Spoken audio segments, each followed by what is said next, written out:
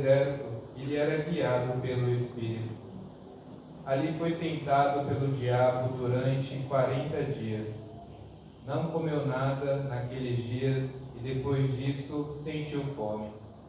O diabo disse então a Jesus: Se és filho de Deus, manda que esta pedra se mude em pão. Jesus respondeu: A Escritura diz: Não só de pão vive o homem. O diabo levou Jesus para o alto, mostrou-lhe por um instante todos os reinos do mundo e lhe disse: Eu te darei todo este poder e toda a sua glória, por tudo isso foi entregue a mim, e posso dá-lo a quem eu quiser.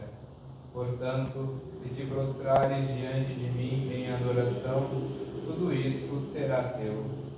Jesus respondeu: A Escritura diz: Adorarás o Senhor teu Deus e só a Ele servirás. Depois o diabo levou Jesus a Jerusalém, colocou-o sobre a parte mais alta do templo e lhe disse: Se és filho de Deus, atira-te daqui abaixo, porque a Escritura diz: Deus ordenará aos seus anjos a teu respeito que te guardem com cuidado. E mais ainda, eles te levarão nas mãos para que não tropeces em alguma pedra. Jesus, porém, respondeu: A Escritura diz: Não tentarás o Senhor teu Deus. Terminada toda a tentação, o diabo afastou-se de Jesus para retornar no tempo oportuno. Palavra da salvação. Glória a vós, Senhor. Pelas palavras do Santo Evangelho sejam cancelados os nossos pecados.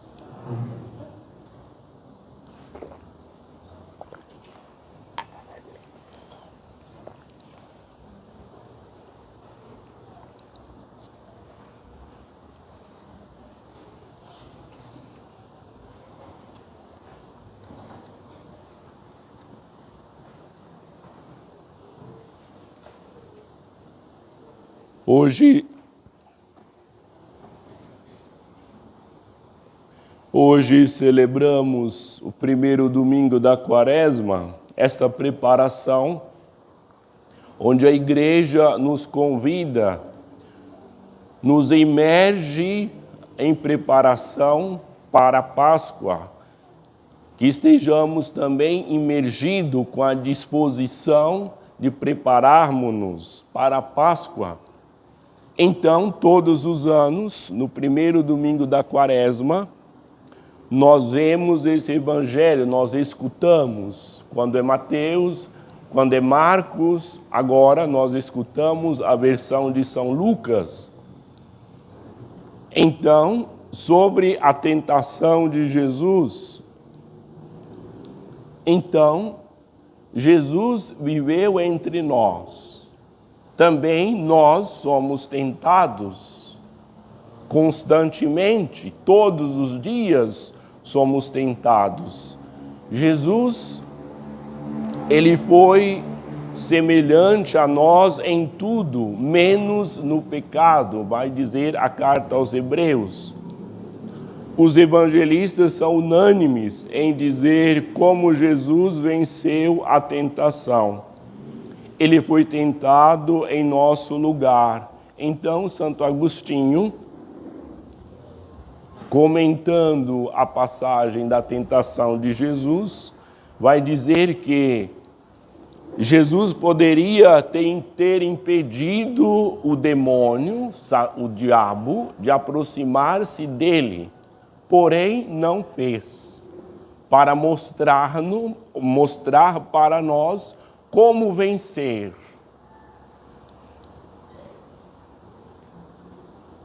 Lucas conecta a tentação de Jesus com a tentação do povo de Israel no deserto, falando, por exemplo, 40 dias. O povo passou 40 anos. 40 dias Elias andou para chegar no Horebe, o monte de Deus. Então, Jesus faz o caminho do povo, o povo que muitas vezes aparece na Bíblia como coletivo de pessoas, mas também como uma pessoa, Israel, como está no livro de Oséias. Do Egito chamei o meu filho, mas é o povo de Israel. Então, disse o diabo para Jesus: se és filho de Deus, manda que esta pedra se mude em pão. O real da coisa, Jesus estava com fome. E, no entanto, ele não fez, não usou a palavra de Deus, não usou o poder divino para o bem próprio, para saciar a sua fome. Então, o relato da tentação está colocado logo depois do batismo de Jesus. E diz que ele estava cheio do Espírito Santo. O Espírito o conduzia.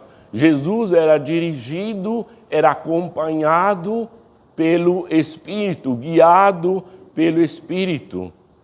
O Espírito o guiava pelo deserto. Jesus foi tentado pelo diabo toda a sua vida, não só dizer, os evangelistas condensam num relato, uma vez que Jesus foi tentado, depois aparece, num momento determinado, aparece de novo. Ele não usa o poder divino para o seu próprio proveito. Às vezes que Jesus realizou milagres, foram sempre para o bem dos cegos, dos aleijados, dos enfermos, na alma e no corpo. Então, Jesus respondeu ao diabo: a Escritura diz, não só de pão vive o homem, não só de pão vive o homem.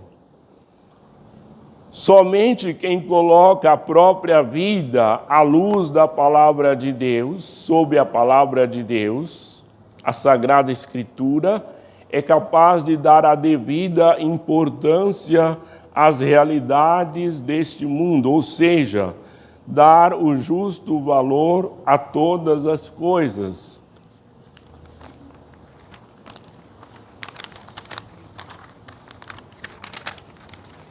Então, agora pulamos para a segunda tentação. A segunda tentação é sobre a riqueza deste mundo, o poder. Então, Satanás mostra para Jesus os reinos deste mundo, as riquezas deste mundo, e diz que tudo foi dado a ele e que ele pode dar a quem ele quiser. Jesus responde ao diabo. A condição qual era? Se prostrares diante de mim e me adorar. Então, os cristãos adoram somente a Deus. No Apocalipse,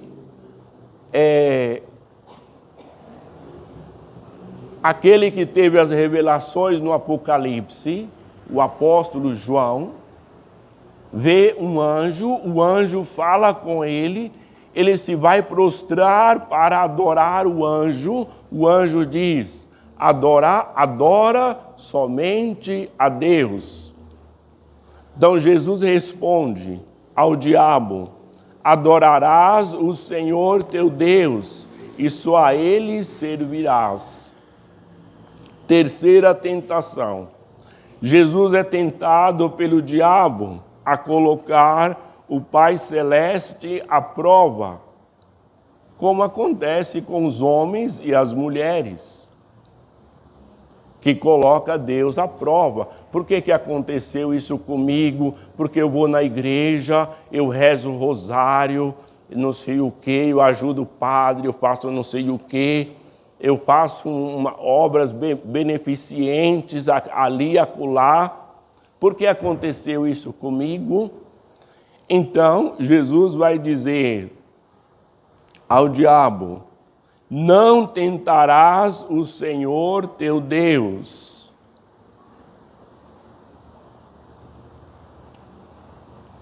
Então, a terceira tentação é a mais perigosa. A terceira tentação. Por quê?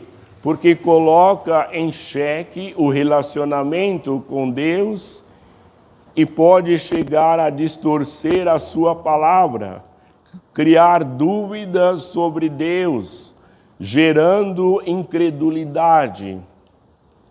O diabo retorna quando Jesus está pregado na cruz. Então, esta tentação é a tentação dos homens e das mulheres de todos os tempos. Onde está Deus? Por que aconteceu isso? Porque Deus permite a morte de inocentes, de crianças inocentes, de pessoas inocentes. Onde está Deus? Porém, Jesus responde ao diabo, porque o diabo tinha levado Jesus ao pináculo do templo e vai dizer: se te joga daqui, os anjos de Deus vai te pegar, ou melhor, vai te aparar, vai segurar, vai levar em suas mãos, então não tem problema. Então, esta tentação também aí o diabo usa a palavra de Deus. O Salmo 90, 91, também aqui o diabo usa a palavra de Deus. Só que a palavra de Deus falsificada. A palavra de Deus falsificada, porque a palavra de Deus edifica, mas não de forma distorcida. Quando nós distorcemos a palavra de Deus, então nós caímos na infidelidade, ou melhor, na infelicidade.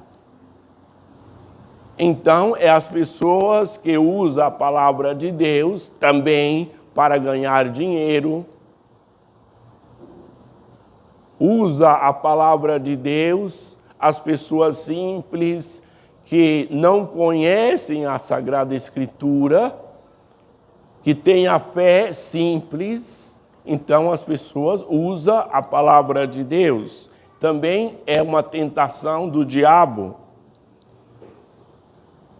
Então, no final do Evangelho, está dizendo que o diabo se afasta depois da terceira tentação, e vai para aparecer no momento oportuno. Qual é esse momento? Quando Jesus está pregado na cruz. Quando Jesus está crucificado, os mestres da lei, os fariseus, os soldados, vai insultar Jesus e vai dizer: se tu és o Filho de Deus, o Cristo, o eleito, salva-te a ti mesmo. Desce da cruz. Então, nós temos, neste ano de jubileu, do jubileu da esperança, que é proposto pela igreja, então nós temos exemplos dos santos. Sempre quando a igreja canoniza um santo, uma santa, está dizendo: o evangelho é possível, porque homens e mulheres, respirando o ar que nós estamos respirando, chegaram à santidade, venceram o mal e chegaram à santidade, ou seja, identificaram com Cristo Jesus. Então, neste ano, que somos convidados a ser peregrinos da esperança, então temos um exemplo, Santa Josefina Baquita. Lembramo-nos de uma santa que pode nos orientar sobre a esperança. Esta santa, Santa Josefina Bakhita, é uma escrava africana que chegou na Itália, ela foi vendida, ela tinha mais de 140 cicatrizes no corpo. Por causa do quê? Por causa do flagelamento como escrava. Então,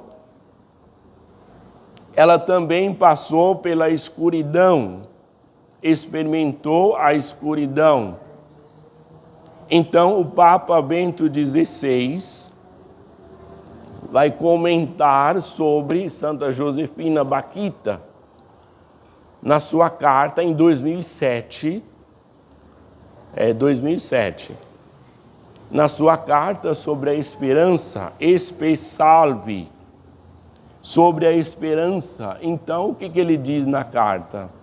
Vai dizer que Santa Josefina Bakhita, antes de receber o batismo, fazia muito mais do que muitos cristãos que são batizados. Josefina Bakhita trabalhava para o reino de Deus, dava esse exemplo, antes de ser batizada. Então, ela experimentou a escuridão, mas foi capaz de manter a esperança de Cristo viva em seu coração. Santa Josefina Bakhita teve a vida transformada quando encontrou com Cristo Jesus. O Papa Bento XVI destacou o exemplo dessa santa, como eu já disse, na encíclica em 2007 sobre a esperança.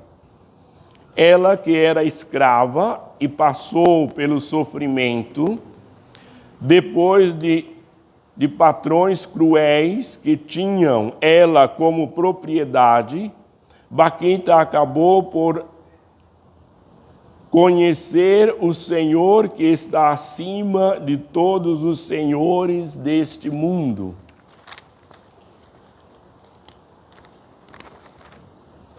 Santa Josefina Bakhita deixa de ser escrava deste mundo quando conheceu o amor de Deus, conhecer o amor de Deus.